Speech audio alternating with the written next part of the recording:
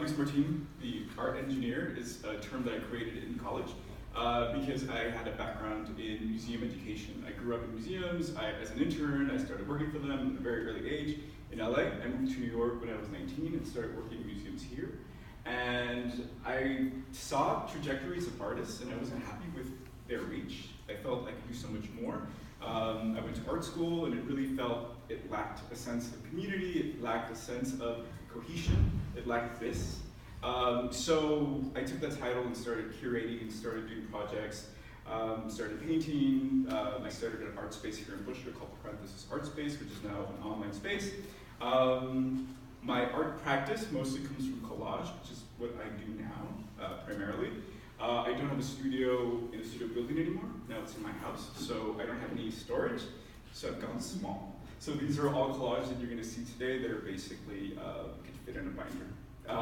This image in particular is an image that I created for my solo project during Art Basel this past year.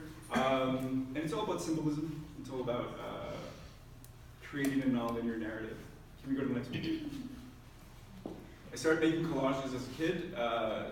When I was a kid, my grandmother would bring me all these amazing magazines, Vogue, Bazaar, from the convalescent home she worked at as a janitor.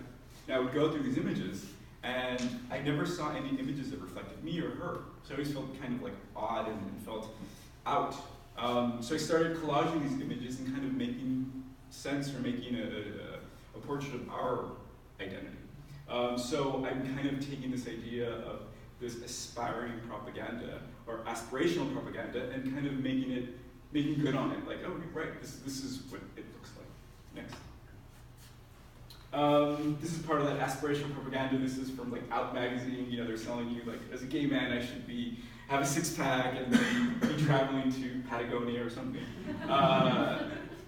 So you know, it's fun as well as it's kind of giving you an insight to what I do. I collage a lot.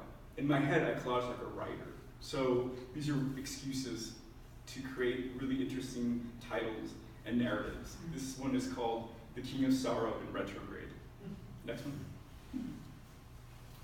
Again, they're really fun. This one is called Somewhere in Stockholm, and I did it right before the holidays, and it was a tough holiday season. So it was just kind of this idea of just enjoying the process of being sequestered and just being okay with the scariness that ensues. Next one. As a collage artist, anyone that makes collages, you're working with the zeitgeist. You know, I usually take magazines that are kind of happening. Most of the collages that I make are from Vogue, Bazaar. I was traveling in Italy this past year, and I found a Vanity Fair, picked it up in the train, and then I saw this, and I was like, wait, what is this? Right, like this is an imagery that's reflecting the world now. It's about the refugee crisis. So I was surprised that it's something that is so real and so palpable that I just hadn't approached, or I hadn't come across because my vernacular is so limited here. Next one. I don't use a lot of like old Hollywood stuff. Like I said, I'm from LA, so it's kind of like a very familiar, very comforting image to see old Hollywood imagery. But for me, collaging isn't really about nostalgia. It's more about appropriation and being able to take these images and give them my meaning. And a lot of the times I take away their faces as a way of kind of taking away their identity and making it a story of me. This is called A Brief Moment of Sobriety. Next one. And I believe as artists, we also kind of create our own mythology. So I play a lot with gender, I play a lot with shapes and geometry, this whole idea of sacred geometry that we all love.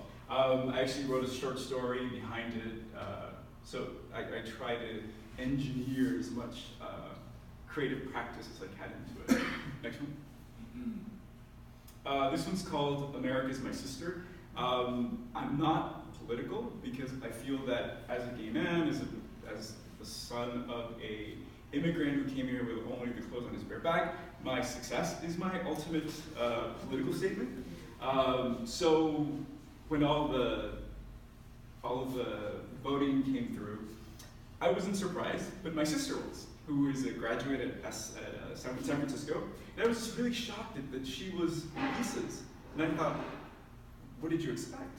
So, as a parental, I kind of consoled her and said everything's gonna be okay. But I approached it the only way I knew how, just through my work.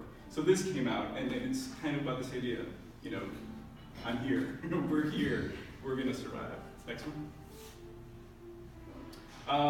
And I mean, I think this is kind of like my alter ego. I'm fairly quiet, but I think collaging in my work really allows me to kind of speak out. Like I said, these are really small images, but I get to scale them up through prints, through projections like this. So it's really a really democratic practice that I get to kind of partake in, that I can kind of push and pull any which way I want. And I leave you with this. So this is not my work, but I did a panel discussion a few months ago with FIT, which is a school that I went to.